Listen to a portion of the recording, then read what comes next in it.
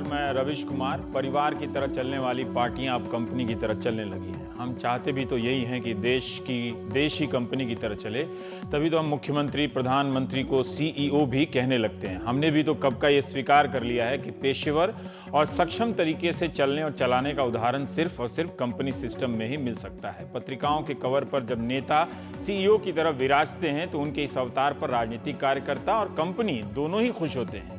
इस company system में एक और बात होती है, जब आपको हटाया नहीं जा सकता मगर रखा भी नहीं जा सकता तो आपके लिए कई पद गढ़े जाते हैं। जैसे अगर कंपनी का सर्वे सर्वा चेयरमैन है तो उससे भी ऊपर ले जाकर किसी को प्रेसिडेंट बना देते हैं, और इन दोनों से कुछ ऊपर भी कुछ नहीं मिलता तो मेंटर बना देते हैं। कर्मचारी 2-4 महीने तक गेस करते रहते हैं कि हुजूर प्रमोट हुए हैं या डिमोट, फिर सोचना पूछना छोड़ देते हैं। इस तरह सम्मानित तरीके से कॉर्पोरेट कल्चर में कुछ बड़े लोग ऊपर की तरफ ठेल कर ठिकाने लगा दिए जाते हैं और कुछ छोटे लोग नीचे की तरफ धकेल कर बाहर कर दिए जाते हैं। ये प्राइम टाइम है, आईएम अहमदाबाद का क्लासरूम नहीं है। बीजेपी ने जो मार्गदर्शक मंडल बनाए हैं, इस मंडल का मार्ग क्या होगा और इसके दर्शनाभिलाषी कौन कौन होंगे किसी को पता नहीं है। 5 सदस्यों के इस मंडल को इस कदर सजाया गया है कि लगे ही ना कि ये इंतजाम सिर्फ आडवाणी या जोशी जी के लिए हुआ है। मार्गदर्शक मंडल का प्रावधान बीजेपी के संविधान में नहीं है, लेकिन जिस तरह से 21वीं सदी की सरकार के लिए 20वीं सदी का योजना आयोग बेकार हो सकता है, उस तरह 20वीं सदी में बनी बीजेपी के लिए 21वीं सदी में एक नया आयोग तो बन ही सकता है। उसी नए आयोग का नाम है मार्गदर्शक मंडल, जिसके सदस्य हैं अटल बिहारी वाजपेयी, लालकृष्ण आडवाणी, नरेंद्र मोदी, मुरली मनोहर जोशी, राजनाथ सिंह। इन 5 नामों में से नरेंद्र मोदी और राजनाथ सिंह संसदीय बोर्ड और चुनाव समिति के सदस्य हैं। लालकृष्ण आडवाणी, मुरली मनोहर जोशी सिर्फ मार्गदर्शक मंडल में हैं और अटल बिहारी वाजपेयी स्वास्थ्य कारणों से सक्रिय राजनीति में पिछले 10 साल से नहीं है। बीजेपी के कार्यकर्ता तो अटल, आडवाणी, कमल निशान मांग रहा है, हिंदुस्तान जैसे नारों की भावुकता से कब का दूर निकल चुके हैं। उन्होंने खेल के मैदानों में लगने वाले नारों की तरह मोदी मोदी करना सीख लिया है। बीजेपी के 3 धरोहर अटल, आडवाणी और मुरली मनोहर भी अब किसको याद रहा, सिर्फ हमारे सहयोगी अखिलेश शर्मा को याद है। याद कीजिए, 1 साल पहले का जून का महीना, गोवा में पूरी बीजेपी मोदी मोदी कर रही थी। दिल्ली में आडवाणी अपना इस्तीफा लिख रहे थे। उनके बगैर शायद वो पहली राष्ट्रीय कार्यकारिणी होगी। ल्यूटियन दिल्ली के मोदी विरोधियों को आडवाणी के इस इस्तीफे से काफी उम्मीद हो गई, मगर इस्तीफा वापस लेकर आडवाणी ने उन्हें कंफ्यूज कर दिया। आडवाणी ने चुनाव के बाद मोदी की खूब तारीफ की। इतना सब होने के बाद आडवाणी ने कभी क्यों नहीं कहा कि उनके संन्यास लेने का वक्त आ गया है। आखिर वे भी तो कुछ साबित करना चाहते होंगे। एक अच्छा कार्यकर्ता अंतिम समय तक अपने कार्यकर्तापन को नहीं छोड़ता है, लेकिन अगर आडवाणी अपनी ही लिखित चिट्ठी की बातों के लिए लड़ते तो वो और भी यादगार कार्यकर्ता बन सकते थे। उनकी चिट्ठी बस याद दिलाने के लिए पढ़ रहा हूं, जिसमें वो लिखते हैं कि प्रिय श्री राजनाथ जी, जीवन भर जनसंघ और भारतीय जनता पार्टी के लिए काम करना मुझे इज्जत और बेइंतहा सुकून की वजह लगता रहा। पिछले कुछ समय से मुझे पार्टी के मौजूदा काम करने के तरीके और जिस दिशा में पार्टी जा रही, वो पार्टी बोलते थे, उससे तालमेल बिठाने में मुश्किल हो रही है। मुझे नहीं लग रहा कि पार्टी डॉक्टर मुखर्जी, दीनदयाल जी, नानाजी और वाजपेयी जी के आदर्शों वाली बीजेपी है, जिसकी एकमात्र चिंता देश और उसकी जनता थी। आज के हमारे अधिकतर नेताओं के निजी एजेंडे हैं, इसलिए मैंने राष्ट्रीय कार्यकारिणी, संसदीय बोर्ड, चुनाव समिति से इस्तीफा देने का फैसला किया है। इसे मेरा त्यागपत्र समझा जाए। आपका लालकृष्ण आडवाणी। इस खत की सबसे बड़ी त्रासदी यह रही कि इतिहास बनाने से पहले यह खुद इतिहास बन गया। मार्गदर्शक मंडल के दूसरे सक्रिय पार्टनर हैं मुरली मनोहर जोशी, जिन्हें प्रधानमंत्री मोदी के लिए बनारस की सीट छोड़नी पड़ी। कानपुर से जीते, मगर मंत्रिमंडल में उम्र की पाबंदी लग गई। 87 साल के बलराम दास टंडन छत्तीसगढ़ और 82 साल के कल्याण सिंह राजस्थान के राज्यपाल बन गए, मगर इनसे छोटे मुरली मनोहर जोशी जी रह गए। वो अब उस लीग में हैं जिसमें 1 पूर्व प्रधानमंत्री, 1 मौजूदा प्रधानमंत्री, 1 उप प्रधानमंत्री और 4 पूर्व राष्ट्रीय अध्यक्ष हैं। नरेंद्र मोदी कभी अध्यक्ष नहीं रहे, वे सिर्फ मौजूदा प्रधानमंत्री के कोटे से मार्गदर्शक हैं। आडवाणी और जोशी को अपने लीग में मोदी को देख अच्छा ही लगा होगा। वैसे बीजेपी नई हो रही है, लगातार बदल रही है, किसी भी पार्टी को बदलना भी चाहिए। अमित शाह जब अध्यक्ष बने तो उनकी टीम के 60% लोगों की उम्र 50 साल या उससे कुछ कम बताई गई। कुछ इक्का दुक्का लोग जरूर 60 या 70 साल के हैं। मंत्रिमंडल में भी चंद अपवादों को छोड़ दें तो उम्र का पैमाना लगभग युवा ही रखा गया है। हमारे सहयोगी अखिलेश शर्मा ने अपनी रिपोर्ट में कहा है कि बीजेपी में अटल, आडवाणी का युग आधिकारिक रूप से समाप्त हो गया।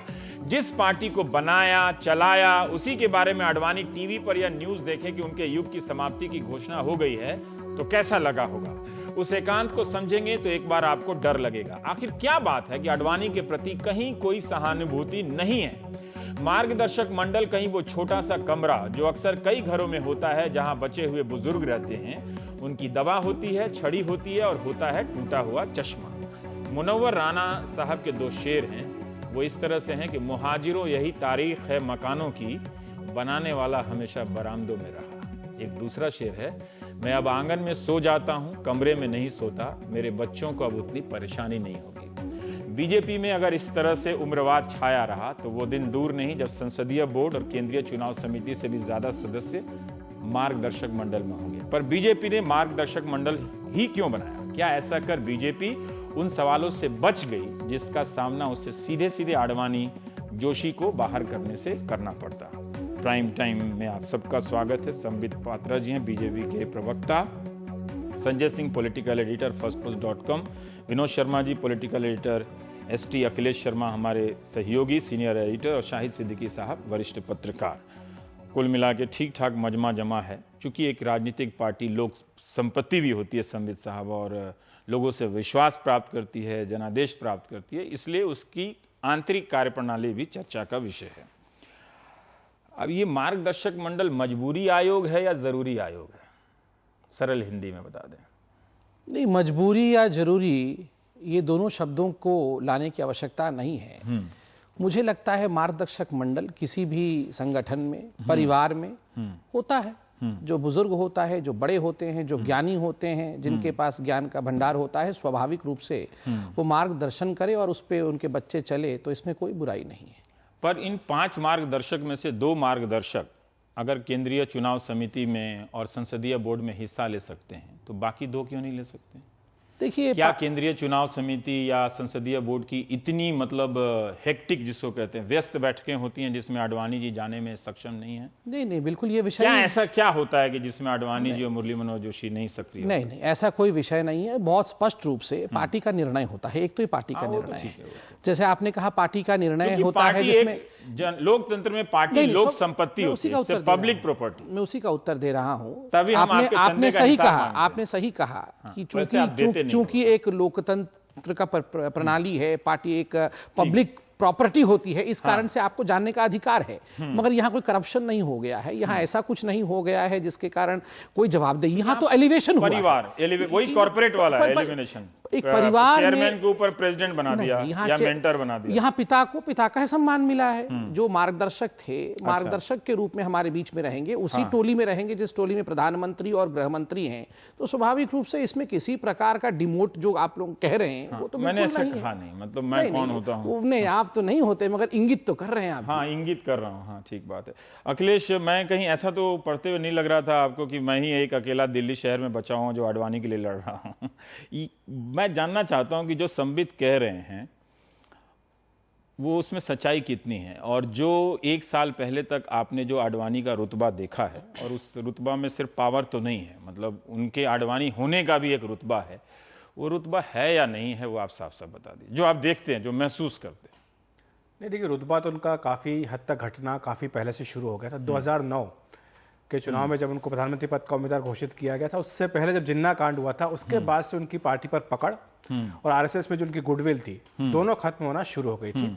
वो उनका पराभव का दौर था जो शुरू हुआ वहां से, जिन्ना कांड से। लेकिन मैं आपको एक चीज़ बताऊं कि जो आपने शुरुआत में चिट्ठी का जिक्र किया जो 10 जून 2013 की गोवा की है, जो आपने पढ़ करके सुनाई है, ये चिट्ठी बहुत महत्वपूर्ण है। आपने बहुत अच्छा किया कि इस कार्यक्रम में इसका इस्तेमाल किया। 2 बातें हैं। पहली बात तो इसमें उन्होंने नानाजी देशमुख का नाम लिया, श्यामा प्रसाद मुखर्जी, दीनदयाल उपाध्याय के साथ नानाजी देशमुख का नाम लिया। अगर नानाजी देशमुख के बताए हुए रास्ते पर शायद चले होते, बात मानी होती, तो मुझे लगता है कि आज ये नौबत नहीं आती, ना 1 घंटा बैठ करके चर्चा हो रही होती कि क्या उनको जबरन रिटायर कर दिया गया है या he has been kicked upstairs। बाकी नेता डॉक्टर मुखर्जी, दीनदयाल जी के आदर्शों पे चलने के लिए ही बीजेपी में है। लेकिन नानाजी देशमुख का जो नाम चूंकि आया है, नानाजी देशमुख ने एक नई परंपरा इस देश के भीतर स्थापित की थी जब 60 साल की उम्र के बाद सक्रिय राजनीति से दूर होकर समाज सेवा में वो लग गए थे। 62 साल के हमारे राजनाथ सिंह जी हैं। बिल्कुल। दूसरी बात ये है, दूसरी बात इस चिट्ठी में जो आई है डेंजरस, कि ये चिट्ठी में इस्तीफा दिया था, वो इस्तीफा उन्होंने वापस लेकर अपनी जो रही सही जो साख थी, वो मुझे लगता है उस पर उन्होंने बहुत बड़ा सवाल खड़ा कर दिया। ठीक है, मुझे जल्दी से बताइए कि क्या मार्गदर्शन होगा जो आडवाणी जी और जोशी जी के पास ये लोग जाएंगे? जिस पार्लियामेंट्री बोर्ड में 2 मार्गदर्शक ऑलरेडी हैं पहले से, तो वही मार्गदर्शन दे देंगे फिर, है कि नहीं? मार्गदर्शन में 3-2 के बहुमत की तो जरूरत है। मुझे लगता है रवीश, जो अभी बीजेपी जिस हालत में है, जिस सरकार में है, बीजेपी की अपनी जो स्थिति, उसमें पार्लियामेंटरी बोर्ड को भी बुला करके फैसला करने की जरूरत नहीं है। अच्छा। जो फैसले करने की ताकत है वो 3 या 4 लोगों के पास है, जिसमें आरएसएस के भी कुछ लोग शामिल हैं। पार्लियामेंट्री बोर्ड एक औपचारिकता है, लेकिन उस औपचारिक व्यवस्था से भी उनको बाहर कर दिया गया है। मार्गदर्शक मंडल का संविधान में कहीं स्थान नहीं है। बीजेपी का अपना जो संविधान, उसकी धारा 25 कहती है संसदीय बोर्ड के बारे में, जो है कि संसदीय बोर्ड खुद मार्गदर्शक का काम करेगा अपनी बाकी इकाइयों के लिए। तो जब संसदीय बोर्ड का काम ही मार्गदर्शन का है, तो फिर एक अलग से मार्गदर्शक मंडल बनाने की क्या जरूरत है? साफ साफ बात है कि उनको एक सम्मान देने की, उनको दिखाने के लिए कि हम आपका सम्मान करते हैं, लेकिन आपके लिए अब समय आ गया कि अब आप हट जाइए, इसलिए मार्गदर्शक मंडल बनाया गया। विनोद जी, जो ल्यूटियन दिल्ली की जो 5 किलोमीटर का जो रेडियस है, ये क्या आपको एक राजनीति की विडंबना नहीं लगती है कि हम एक नेता के लिए एक कमेटी में जगह की पर बहस कर रहे हैं या बात कर रहे हैं? नहीं, ऐसा है कि जो यथार्थ, आखिर उन्होंने या तो कुछ कमाया नहीं होगा इतने दिनों की राजनीति में, या जो कमाया होगा उसको संभाल नहीं पाए।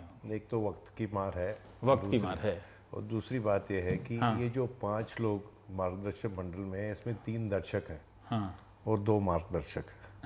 3 दर्शक हैं और 2 मार्गदर्शक हैं। यथार्थ और सच्चाई, पॉलिटिकल सच्चाई यही है। और मैं समझता हूँ कि उम्र का तकादा है और उम्र की मार है और वक्त की मार है। हमारे प्रधानमंत्री ने लाल किले से एक बात कही थी हमारे देशवासियों को ये समझाने के लिए कि बेटों के चक्कर में बेटियां ना मारें, क्योंकि बेटे कई बार ओल्ड एज होम में भेज देते हैं। तो भेज दिया है बेटे ने ओल्ड एज होम में इनको। हाँ, जरूर बोलिए सर। नहीं, इसमें तो मुझे ओल्ड एज होम कहीं नहीं दिखता। इसमें ओल्ड एज होम नहीं। मार्गदर्शक होना कोई ओल्ड एज होम का विषय हो, जो ओल्ड दर्शक है। नहीं, अब ठीक है। देखिए, मेरा मानना है 3 दर्शक हैं, 2 मार्गदर्शक हैं। वो तो और प्रधानमंत्री जब अपना कह रहे हैं बेटियों का सम्मान कीजिए, बेटों को नहीं, तो बीजेपी भी लागू हो जाता है। अगर बहुत सारी बेटियां होती नेतृत्व जब में, घर में होता है बड़ा, जब बुजुर्ग घर में होता है, तभी वो मार्गदर्शक दे सकता है। ओल्ड एज होम में जो बुजुर्ग होता है, तो इसमें ये वो बताइए कि मार्गदर्शक नहीं बन किस सकता। 88 साल के आडवाणी जी किस कोटे से मार्गदर्शक है? उसमें तो 62 साल वाले राजनाथ सिंह भी हैं।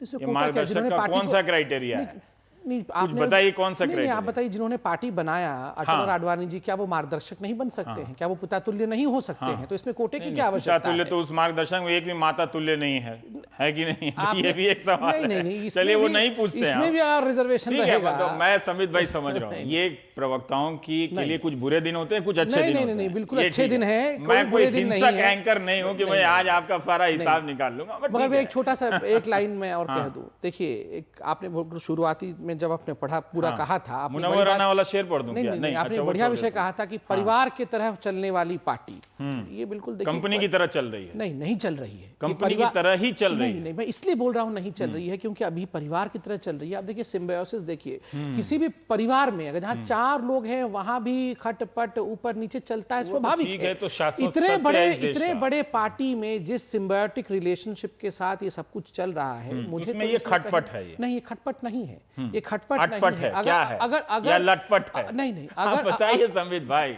रवीश जी, मैं बता रहा हूं, अगर भी मनमुटाव, थोड़ा बहुत भेदभाव होता तब भी वो चलता, मगर देखिए कितने बढ़िया तरीके से सब कुछ एक पटरी पे चल रहा है, फिर भी लोगों को पटरी पे परेशानी चलते है। हुए किनारे लगाते हैं। शाहिद भाई, आप दूर हैं, संजय जी मैं आता हूं। एक राजनीतिक पर्यवेक्षक के रूप में, पॉलिटिकल ऑब्जर्वर के रूप में जो हुआ वो होता आ रहा था, इसलिए आपको हैरानी में नहीं डालता, या आप वाकई आडवाणी के लिए कुछ इन घटनाओं से आपको सहानुभूति होती है? नहीं, मुझे सहानुभूति होती अगर अडवाणी जी हिम्मत हौसला रखते खड़े होने की। लेकिन अडवाणी जी ने खुद अपनी जो आज हालत है उसके लिए अडवाणी जी और जोशी जी भी जिम्मेदार हैं, पहली बात। दूसरी बात, ये हिंदुस्तान में ही ऐसा होता है कि लोग किसी भी हद तक जाकर राजनीति से रिटायर नहीं होते। आप अमेरिका को देखिए, आप इंग्लैंड को देखिए, टोनी ब्लेयर हो कि मार्गरेट थेचर हो कि जॉर्ज बुश हो सीनियर, या जो भी इनके एक्स प्रेसिडेंट जितने भी हैं वो एक वक्त के बाद ये समझ लेते हैं कि अब हमने अपना काम कर दिया, हमारा जो कंट्रीब्यूशन था हो गया, अब हमें समाज का और पूरे देश के लिए पार्टीजन होके नहीं बल्कि देशव्यापी सोच को लेकर आगे बढ़ना है। अगर आडवाणी जी उस जिम्मेदारी को संभालते और एक इंक्लूसिव राजनीति के लिए लड़ाई लड़ते आगे आकर, सिर्फ भाजपा के लिए नहीं बल्कि इस देश के लिए, तो उनका कद पहले से कहीं बड़ा हो जाता। वो सिर्फ भाजपा के नहीं रह जाते, वो भारत के हो जाते।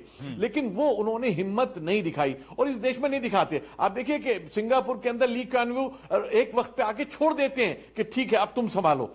सारी दुनिया में ऐसा होता है, सिर्फ भारत ऐसा है कि कहते हैं नहीं, जितना भी बूढ़ा हो जाए आप उसको लेकर चलेंगे। लेकिन आज जमाना बदल गया है, समझदार बूढ़े जो हैं अपने लिए ओल्ड एज होम में पहले से बुकिंग करा लेते हैं और वहां पे जाने की तैयारी कर लेते हैं। वो जानते हैं कि मेरे बच्चे मेरे साथ क्या करने वाले हैं। तो इसलिए आडवाणी जी को समझ लेना चाहिए, नए जमाने के साथ उन्हें बुकिंग अपनी करा लेनी चाहिए थी, जोशी जी को करा लेनी चाहिए। लेकिन थी। अगर वो बड़े फिट बेआबरू हैं। होकर तेरे कूचे से हम निकले, तो ये बड़े बेआबरू होकर निकलने की जरूरत नहीं थी। आज जो निकाला जा रहा है बेआबरू करके निकाला जा रहा है, इसको कोई भी नाम दे लीजिए, लेकिन उसके लिए जिम्मेदार मैं सिर्फ मोदी जी को और भाजपा को नहीं बल्कि खुद इन बुजुर्गों को भी जिम्मेदार ठहराता हूं। पर आपको लगता है कि संबित भाई तो कह रहे हैं कि उनको काफी सम्मान दिया गया है, लेकिन आपको लगता है कि वो काफी बेआबरू करके निकाले गए? वो तो संबित भाई की मजबूरी है। हाँ। आपने कहा था कि ये जो बेचारे पार्टीज के जो प्रवक्ता होते हैं, हाँ। जब सत्ता में आ जाती है पार्टी तो इनके लिए बड़ी दिक्कत हो जाती है। मैं तो भुगत चुका हूं कई बार। इसीलिए सबसे अच्छा विपक्ष में रहना। हाँ, कि विपक्ष का प्रवक्ता हमेशा सत्य बोलता है। जब तक है तो प्रवक्ता बहुत मजे में है। संजय जी, मैं ये जानना चाहता हूँ कि कोई, हाँ अपनी बात पूरी कर लीजिए शाहिद भाई। नहीं, मैंने बात पूरी कर ली। मैं कह रहा था प्रवक्ता के चारों हाथ पैर घी में होते हैं और क्या है वो सर कढ़ाई में होता है वगैरह वगैरह वो होता है। लेकिन जब सत्ता में आ जाते हैं तो हर बात को समझाना, हर बात की जवाब आपको देना होता है। और गलत काम कर रहे होते हैं सरकार में बैठे, आपका सरकार से कोई लेना देना नहीं होता, लेकिन सारा झेलना आपको पड़ता है। ये एक मुश्किल है। देखिए, हम आपसे कितनी इतनी सहानुभूति तो हमारे पैनलिस्ट आडवाणी जी से भी नहीं रखते। नहीं, बिल्कुल सहानुभूति मत रखिए। मैं सच के नहीं, अच्छी बात है, इसमें क्या सम्मान दिया जा रहा है। दर्शकों को भी समझना चाहिए। नहीं, इसमें कोई बड़ी बात नहीं है। हम तो चाहते हैं कि इस लोकतांत्रिक चर्चा परिचर्चा के इन पद्धतियों के बारे में भी वो सोचें। मगर मैं तो इतना कहना चाहता हूं, देखिए हिंदुस्तान के तमाम पॉलिटिकल पार्टीज को देखिए उठाकर, बहुत मैं कैंडिड होके बहुत खुले तरीके से मैं डिस्कस करना चाहता हूं। आप तमाम पॉलिटिकल पार्टीज को देख लीजिए, आप भारतीय जनता पार्टी में डिफरेंस ये पाएंगे कि किस तरह से सबको लेके चलना एक परिवार के रूप में। आप ये मार्गदर्शक मंडल कभी सोच सकते थे कि कांग्रेस में एक ही मार्ग है, सब जाके 10 जनपद में घुस जाता है सब मार्ग, और एक ही दर्शन है जो गांधी परिवार का दर्शन है। कांग्रेस से नहीं, मैं कांग्रेस से नहीं, जैसे आपने कहा ना कि हम पब्लिक प्रॉपर्टी है तो आप डिस्कस कर सकते हैं, तो वैसे ही बहुत सारी पब्लिक प्रॉपर्टीज हैं। उन पब्लिक प्रॉपर्टीज में जो पॉलिटिकल पार्टीज है उनमें से भारतीय जनता पार्टी का आचरण, विचार, व्यवहार अपने आप में बहुत ही मंझा हुआ, ठीक और जैसे होना चाहिए वैसा है। ठीक है संजय जी, मैं ये जानना चाहता हूँ कि ये किसी भी क्राइटेरिया से फिट नहीं बैठता है कि अगर आप एज के क्राइटेरिया से कहें तो इसी मार्गदर्शन मंडल में राजनाथ जी युवा हैं, 60 साल के करीब आसपास उसका मोदी जी का भी एज है ना, और 88 साल के आडवाणी जी भी हैं, 87 साल के व्यक्ति को आप बना रहे हैं। मुझे एक बात समझाइए कि जो भी कह रहा हूँ, एक पत्रकार के नाते जब आप लोग उस मुख्यालय में जाते हैं, जो बदलाव देखा है, इनको ये काल कोठरी है या आराम कोठरी है? मैं ये जानना चाहता हूँ, लोगों को समझ में आए कि अगर कार्यकर्ता बीजेपी के इसे सहर्ष स्वीकार कर रहे हैं तो ये भी एक अच्छी बात है कि ये उनका परिपक्व होना है कि वो एक ऐसे संस्थापक के विस्थापन को सहर्ष स्वीकार कर रहे हैं। देखिए रवि साहब, 2 चीजें एक साथ हुई। कुछ लोग रिवॉर्ड किए गए हैं, राजभवन में भेजे गए हैं 4 लोग, और यहाँ एक फेरबदल हुआ है पार्लियामेंट्री बोर्ड और सेंट्रल इलेक्शन कमेटी में। एल.के. आडवाणी, मुरली मनोहर जोशी, अटल बिहारी वाजपेयी और ये 5 लोग मार्गदर्शक मंडल में आ गए हैं, जो आप बार बार जिस चीज को कह रहे हैं। अहम ये है कि वो मार्गदर्शक हो सकते हैं लेकिन डिसीजन मेकिंग वाली बॉडी में नहीं रह सकते। मतलब आप फिलोसफिकल ज्ञान दे सकते हैं अगर इफ एट ऑल मार्गदर्शक मंडल की कोई बैठक होती है, इमरजेंसी की खबरें बता सकते हैं या स्मृतियां। अगर मार्गदर्शक मंडल की पहले तो कोई बैठक होती है तब, क्योंकि अटल जी उस बैठक में होंगे नहीं, बाकी लोग पता नहीं मतलब कितने वो होंगे। दूसरी चीज ये है कि इस समय में जो पार्लियामेंट्री बोर्ड का स्ट्रक्चर है, जो चीज अखिलेश कह रहे थे, आप कोई भी पार्लियामेंट्री बोर्ड का स्ट्रक्चर केवल फॉर्मल रेटिफिकेशन के लिए इश्यूज आते हैं। उनके काम क्या है, मुख्यमंत्री को किसको बनाना है, किसको हटाना है, किसी के अगेंस्ट डिसिप्लिनरी एक्शन लेना है, कोई बड़ा स्ट्रैटेजी के इश्यूज आते हैं। वो इश्यूज इनफॉर्मल ग्रुप्स में हर समय वो डिसाइड होती है और वहाँ एक रेटिफिकेशन के लिए आती है। उसमें जब जिस समय पार्टी सत्ता में होती है उस समय पार्टी का स्वरूप बदल जाता है, जो नेशनल काउंसिल में भी उन लोगों ने कहा। किसी भी पार्टी इस समय में एल.के. आडवाणी मतलब अटल जी अपने स्वास्थ्य के कारणों से वहां नहीं है और एल.के. आडवाणी अच्छे स्वास्थ्य के कारणों से उससे बाहर वो हो गए। दूसरी चीज ये है कि आप पहली जो संस्थापक हुए वही उसके वो बाहर गए। देखिए इससे कई तरह के मायने हैं। एक ये अच्छी बात ये भी कह सकते हैं कि देखिए हमारे यहाँ ऐसा जनरेशनल शिफ्ट हुआ है जिसमें अध्यक्ष जो है 50 साल का है और 65 साल से ऊपर डिसीजन मेकिंग में कोई नहीं है। वर्चुअल जो भी कोई इंपॉर्टेंट किसी पार्टी में नहीं है। इशू ये है कि जो लार्जर एक कॉन्टेक्स्ट है कि क्या इस समय में ऐसा करना जरूरी था, जिस समय पार्लियामेंट्री बोर्ड की सचमुच कोई अहम भूमिका नहीं है। क्या अमित शाह आपने क्यों कही कि इस समय ऐसा करना जरूरी था, इसका जवाब क्या है? इसका देखिए कारण जो है कि अमित शाह को अंदर पार्टी में आना था, जो अब कहा जाता है ऑफिशियली, तो इस पे कोई ब्रीफिंग नहीं है। दिक्कत होती क्या आडवाणी जी के सामने बैठ के फैसला लेने में? क्योंकि 12 की संख्या की कोई लिमिटेशन थी, लेकिन इनके अलावा किसी और को हटाया जा सकता था। क्या संविधान में फेरबदल किया जा सकता था? ये तमाम वो पहलू हैं। और बाकी लोगों को उन लोग को लाया जाना चाहिए जो लोग मतलब नई ऊर्जा का संचार करते हैं और लेकर के चलते हैं। ये तमाम तरह के वहां पे सवाल वो हैं।